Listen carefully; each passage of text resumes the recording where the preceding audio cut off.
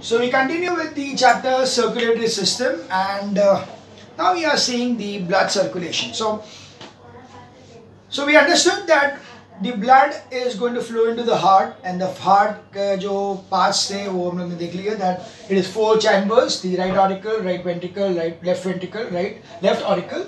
It is the superior vena cava which is going to bring the blood inside, and the pulmonary artery which is going to take the blood from the ventricle to the lungs. Pulmonary vein from the lungs to the auricle, and then the left ventricle is going to give to the aorta for to the different parts of the body.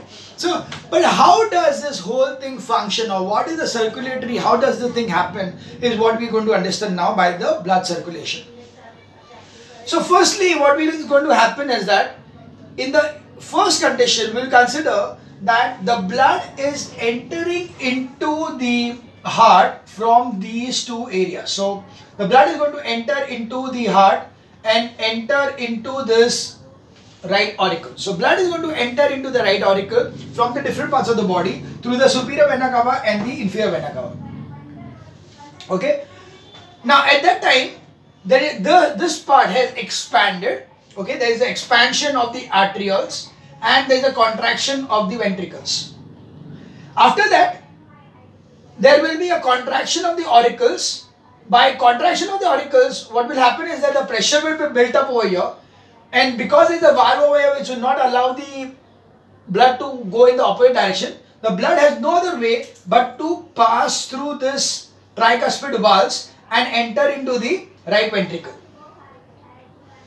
Now, moment it enters the right ventricle, so this is now swelling. So there will be expansion of the ventricles and contraction of the auricles. So see, the heart is going to move like this. अगर ये heart है, तो पहले क्या होगा? ये expand हुआ और ये नीचे का contract हुआ. फिर ये नीचे का expand हुआ, ऊपर का contract हुआ.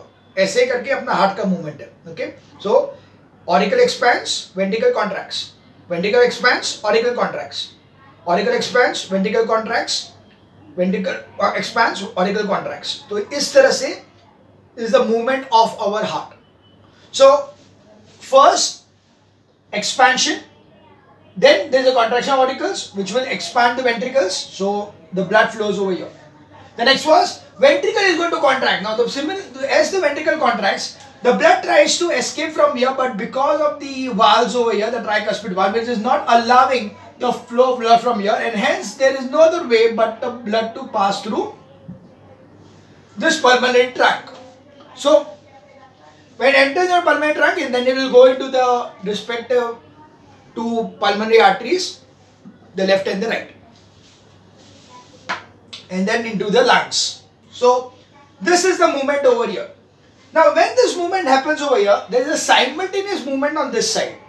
So when the blood entered over here in the right auricle, at the same time blood also entered from the pulmonary vein from the lungs into the left auricle. So when this is going to get filled up, this also get filled up. So both are going to expand simultaneously. And then when this contracts, at that time, this also is going to expand simultaneously. Both is going to expand simultaneously. So the blood is going to flow from here and then go from here into the left ventricle. And when the left ventricle is going to contract again, it cannot pass through this bicuspid valve, and hence it will pass through this particular area and goes through the aorta into different parts of the body. So you can see that the two places, this motion and this motion, is going to take place simultaneously.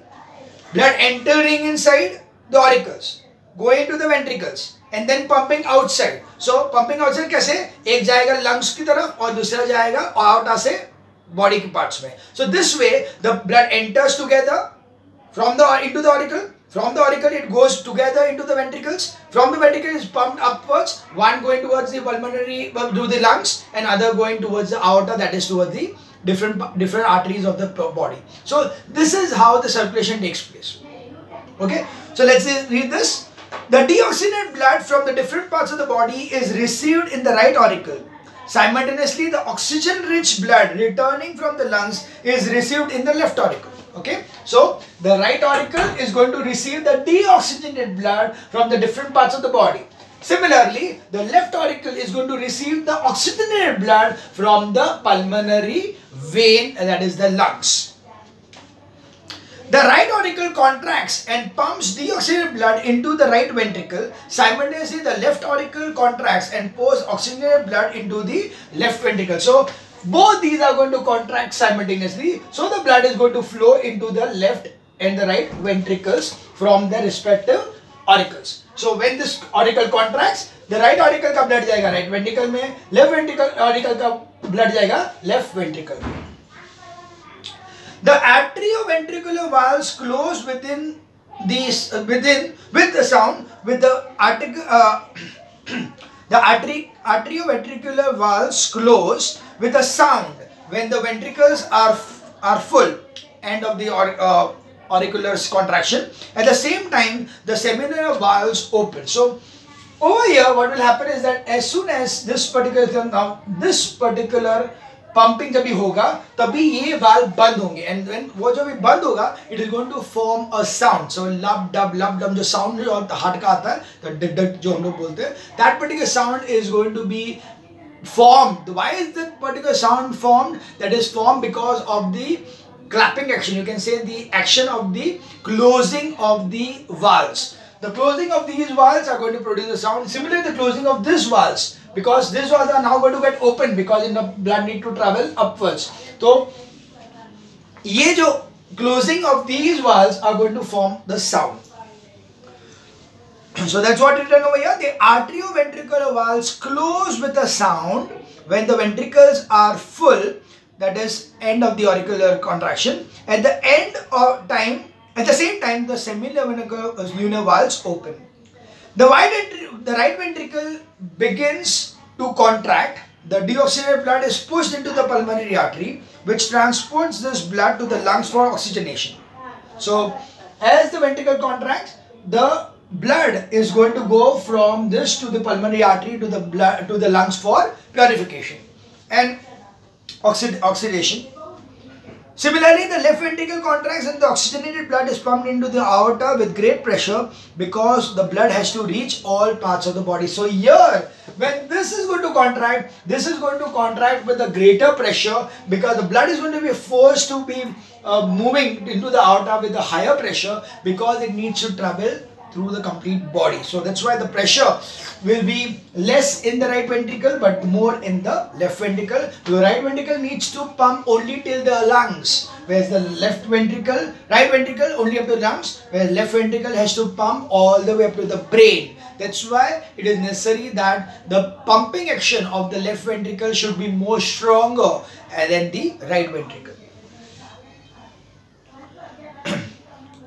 The seminal valve close with the sound. So now when this thing happens, at that time, the seminal valves are going to close because it should not allow the backflow of the blood. So at that time, the seminal valves close, and that is also going to make a sound. So that is a lub sound in the case of this one and dub sound when closing of this one. So closing of valves causes that particular sound to be produced, and this sound is what is the distinct heartbeat ka sound. The seminal valve closed with the sound with the blood in the ventricles has been pushed into the arterioles. That is the end of the ventricular contraction. It should be remembered that when the heart chambers relax, they are filled with blood, and when they contract, the blood is pushed out of them. So when the heart, when I say it is expanding, it is not actually expanding, it is just getting filled up with the blood. But when it is going to be contracting, at that time it is under pressure and it is pushing the blood outside that particular chamber. It should be remembered that when the heart chamber relax, they are filled with the blood, and when they contract, the blood is pushed out of them. Both auricles relax and contract together. So the contraction of both the auricles and the relaxation of the auricles is going to be together. The contraction of the auricle is quickly followed by the contraction of the ventricles. This goes on in a rhythmic manner about 72 times per minute. So that's what is our pulse. Okay, the pulse what we have, or the heartbeat what we feel, it is 72 beats per minute. So what is the 72 beats per minute? That is the number of times that is going to expand and contract. So that is the heartbeat or the pulse. So the contraction of the auricle and then the contraction of the ventricle, this particular cycle of contraction of auricle ventricle जो है, that takes place 17 times in a minute. Also remember that the right half of the heart, the right auricle and the right ventricle receive deoxygenated blood, while the left half, left auricle and the left ventricle receive oxygenated blood. So this side oxygenated part, this side deoxygenated blood.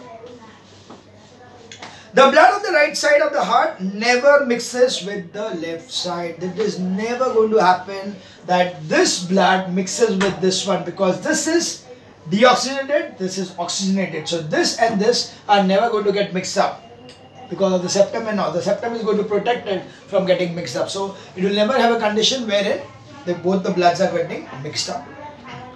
Now you can see that this circulation, as I told you, one was from the body to the heart and back to the body, from the body to the heart and back to the body. Another one was from the heart to the lungs and back to the heart. So you can see that the circulation what is taking place over here, I explained you earlier also that there are two kinds of circulation which are taking place. One is from the heart to the lungs and back to the heart. And the other is from the heart to the body and back to the heart. So from the body, from the heart to the lungs and back is called as pulmonary circulation. And the one from the heart to the body and back to the heart is called as systemic circulation. And because there are two circulations taking place simultaneously in our body, that's why our body has got something which is called as double circulation. Okay, the body has got a double circulation. So the blood flows through the heart twice to complete one full circulation through the body, throughout the body. At first, blood flows from the right side of the heart to the lungs and then returns to the left side of the heart. This is called as pulmonary circulation. Okay, so from the right side of the heart, it goes to the lungs, comes back into the left side of the heart. So this is one particular circulation which is the pulmonary circulation. And the second one is, the second time the blood flows from the left side of the heart to the body and back to the right side of the heart. So the second time the blood flows from the left side of the heart to all parts of the body and then returns to the right side of the heart, which is the systemic circulation. From the above diagram, it is clear that the blood passes through the heart twice, once when it is deoxygenated and then after getting oxygenated. This is called as double circulation of the blood. So the blood is going to be circulating twice in the heart. One is from here to lungs and here. Second is from here to body and here.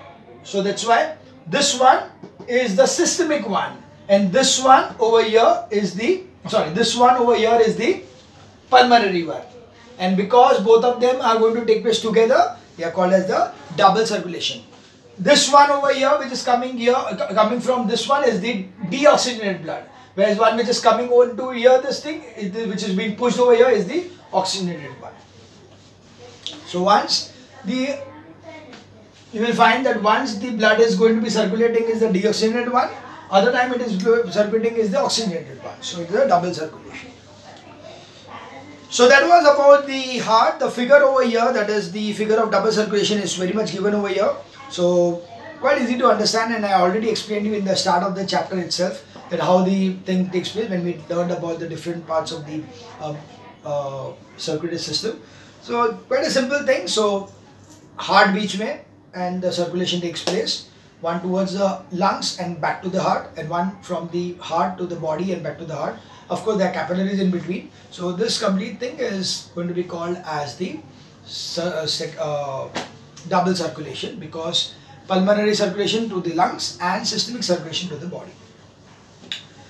So apart from this, we also need to know what is happening to our tissue fluids and the lymph. So let's see the next part, that is the tissue fluid and the lymph. Tissue fluid or intercellular fluids. As the blood flows in the capillaries of the tissues, the plasma and the lymphocytes leak out through their walls and bathe the cells. This fluid is called as tissue fluid or the intercellular or extracellular fluid. It is from this fluid that the cells absorb oxygen and other required substances and in turn give out carbon dioxide and other waste back into it. See, the blood vessels, the capillaries are, of course, they're very tiny, very small, but still they cannot be reaching the cornermost part of our body. Okay, they need to travel, so that's why they are not going to be no. So from that particular point, so ये capillaries तो यहाँ इतना है, पर इस ये area में क्या? Okay, this is the capillary over here. So this is the area which needs the thing. So it can go into this over here deeper inside. So what happens here? The plasma, that is the fluid content in the blood, is going to ooze out. Okay, it is going to ooze out and spread into the cells or the tissues of the organ. So where it is going to spread over there, that particular place, whatever the requirement of oxygen and nutrient is there, is going to be made available by this particular tissue fluid, which is going to be excreted out, or you can say that oozed out from the blood vessel. So the blood vessels में से जो ooze out हुआ है, that one will give oxygen and the nutrients to the cells over there. At the same time, they will also act as the one which will carry the carbon dioxide and the waste material, metabolic waste from the cells to back into the blood. So वो काम जो है, that is done by the tissue fluids. The next is the lymph and the lymphatic system. So of course, there is one which is going to be the lymph. So again, the same reason, it is the area where the blood cannot reach or the capillaries cannot be there. So sometimes some of the tissue fluid may be reabsorbed into the blood vessels, but most of it enters into the another set of minute channels named lymph vessels and is then called lymph. So most of them, the tissue fluid is going to go there, but this tissue fluid, sometimes it coming back into the blood also, but most of the cases it will go into the small minute channels, or we can say like streams over there in the body, which will stream and form into a separate kind of a capillary and a duct over there, which is called as the lymphatic duct or the lymphatic vessels. Lymph vessels. The lymph flows in these vessels due to the contraction of the surrounding muscles. The lymph vessels on the way drain lymph into lymph nodes from where fresh lymph channels arise. These channels ultimately pour the lymph into the major anterior vein close to their entry in the right auricle, and it is then in circulation again. So it is something like a bypass, you know. एक highway जा रहा है और किसी को वो highway तो जा ही रहा है, सब जगह पे हाईवे तो जा ही रहा है. Like it's something like if you see the map of the India and if you see the highways, so of course the highways are there throughout the nation. But then अगर highway से बाजू में कहीं जाना है तो you have to take small lanes. So these small lanes, sometimes they are dead ends, right? But sometimes what happens, these lanes से अगर इधर से करके घूम के इधर आए तो वापस वो हाईवे में घुस सकते हैं, right? So these small lanes, what you see in case of our network roads and all, similarly there is some kind of a network of lymph. The lymph क्या करेगा?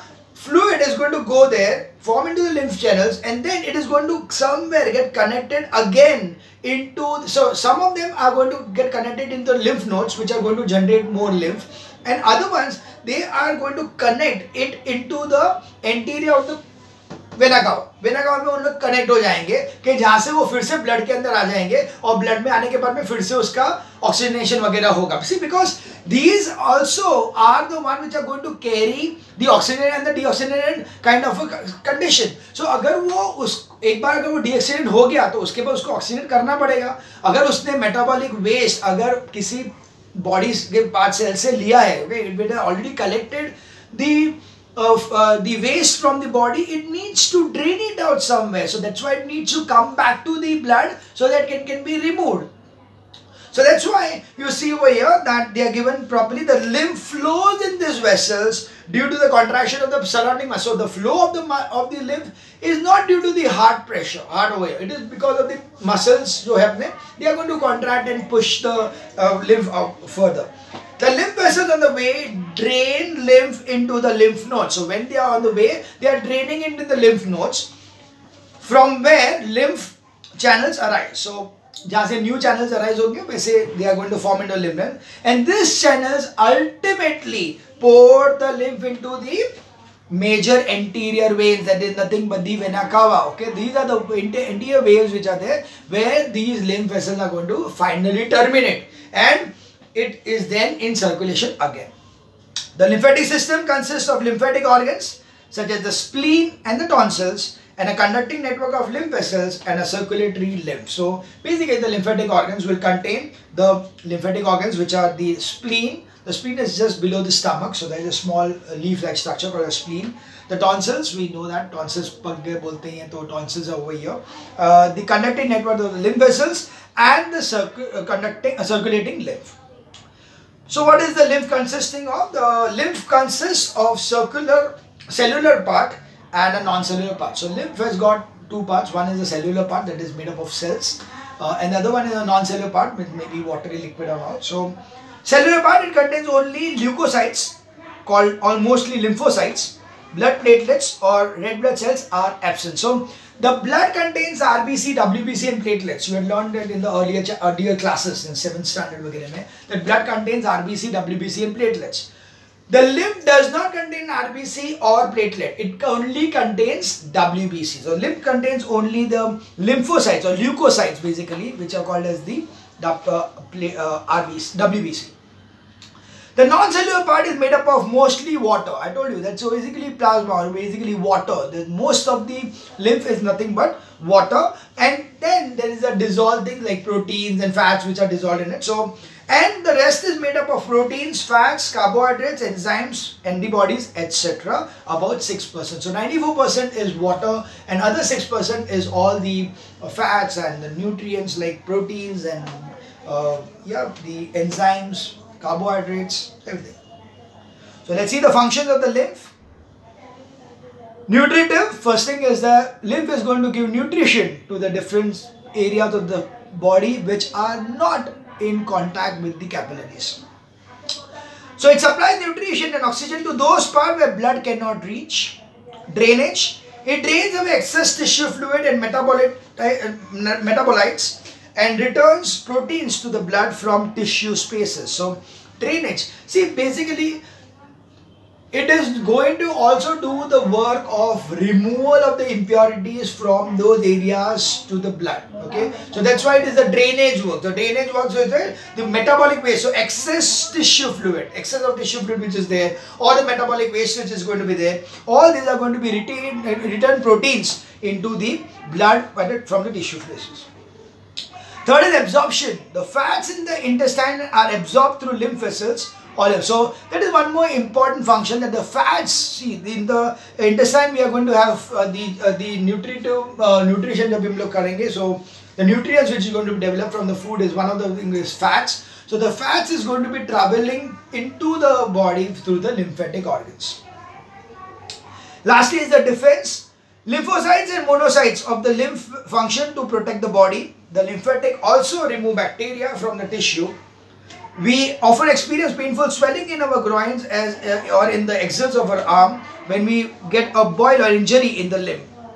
This is protective sign. The lymph node present in these regions tend to localize the infection. So it is seen that many times the lymph, whenever there is an infection, the infection could be over, so the lymph nodes is going to have a swelling. So the swelling of the lymph nodes, normally if you see that agar armpit mein agar boil वगैरह होता है, तो there is normally a condition के what time होता है कि कुछ कारण से there is a infection on there is some kind of a boil which is generated in the armpit. So that particular thing is basically as a protective mechanism done by the lymph vessels so as to protect the body, or we can say that is the sign that the infection जो होने वाला था उसको body ने fight किया है, and it is a protective thing. So